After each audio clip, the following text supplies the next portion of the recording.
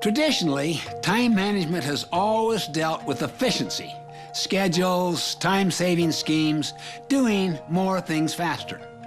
The clock is the symbol of it. It drives us toward efficiency. Have you ever tried to be efficient with a loved one on a tough issue? Say with a family member or a friend? How did it go? I mean, you can see right off the bat how foolish it would be. Unless people are emotionally aligned, efficiency with people is ineffective. With people, fast is slow, and slow is fast. In short, effectiveness is not efficiency. Just imagine a group of workers cutting their way through a forest. The supervisors are behind them, watching the clock, sharpening the tools, writing procedures, setting up efficiency programs. Then an effective leader emerges. He surveys the entire situation and with a compass in hand, shouts out, "We're in the wrong forest." Individuals and organizations get so busy cutting through the undergrowth that they don't realize they're often heading into the wrong forest.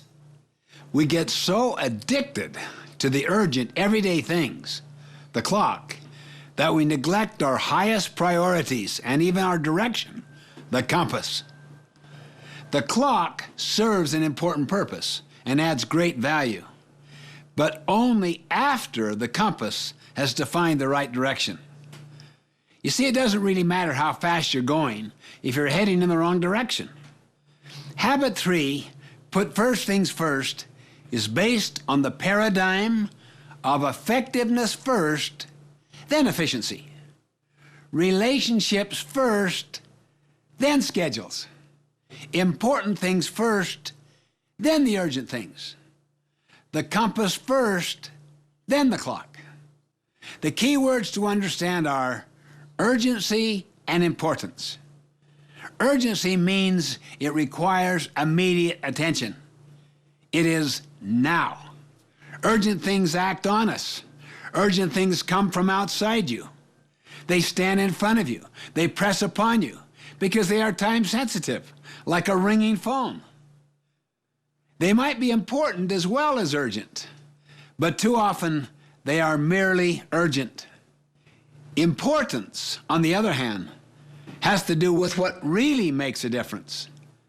The important priorities come from within.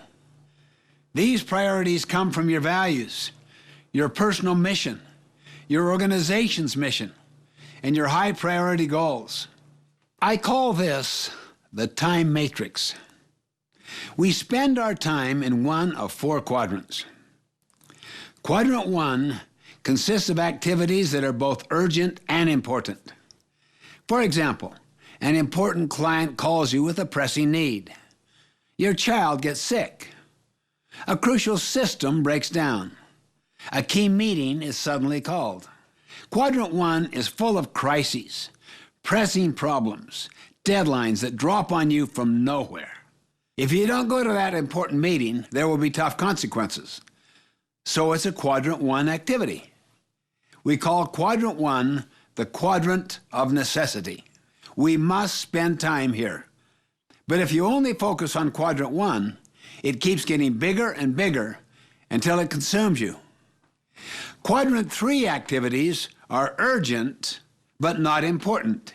It includes such things as unnecessary meetings and reports, many emails and phone calls, and other people's minor issues. We call Quadrant 3 the quadrant of deception, because urgent things have the appearance of importance, but most of the time they are not. It might be like the meeting that has no agenda, no purpose. It might be an unnecessary interruption in your day. It might be a knee-jerk response to that email that just showed up on screen but doesn't really matter much. Beware of Quadrant 3.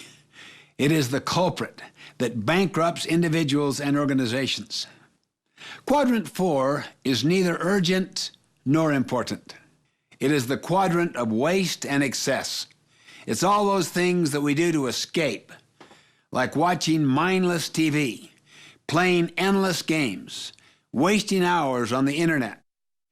People who escape to quadrant 4 are usually burned out by living in quadrants 1 and 3 all of the time.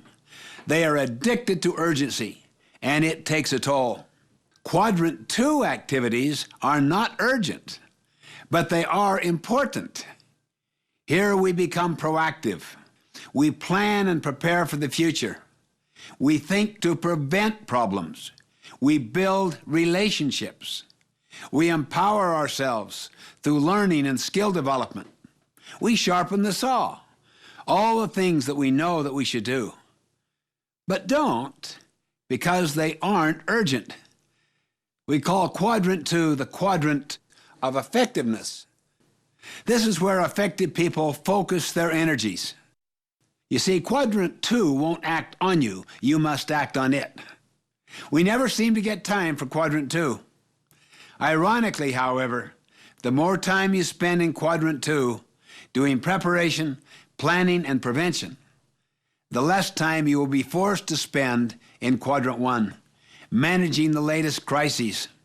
If you examine most people's agendas against the 4 quadrants, you'll find almost all of their time is spent in quadrants 1 and 3. What happens then to quadrant 2? It gets pushed aside.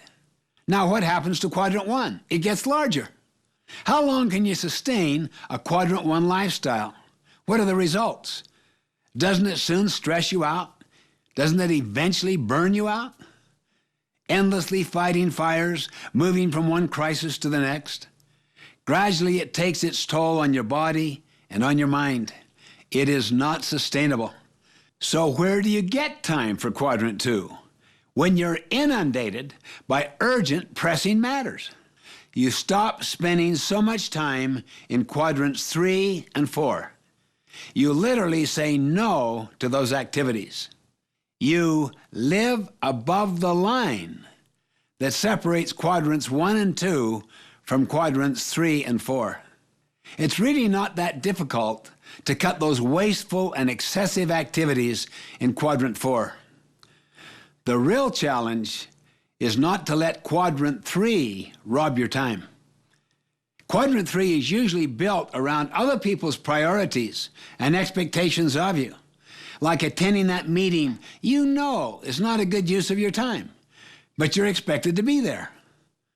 Too much time in quadrant 3 results in feeling like a victim, focusing only on the short term, and having a reputation like a chameleon.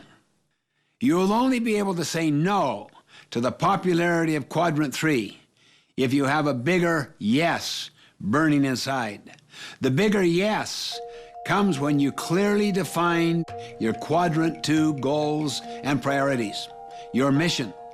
When people start to think in quadrant 2 ways, they will gradually improve their relationships and increase their output. There will be fewer crises, more balance and greater vision. Moving from crisis to crisis, never getting to quadrant 2, is like swatting flies all day long. When will you stop swatting the flies and start fixing the hole in the screen door?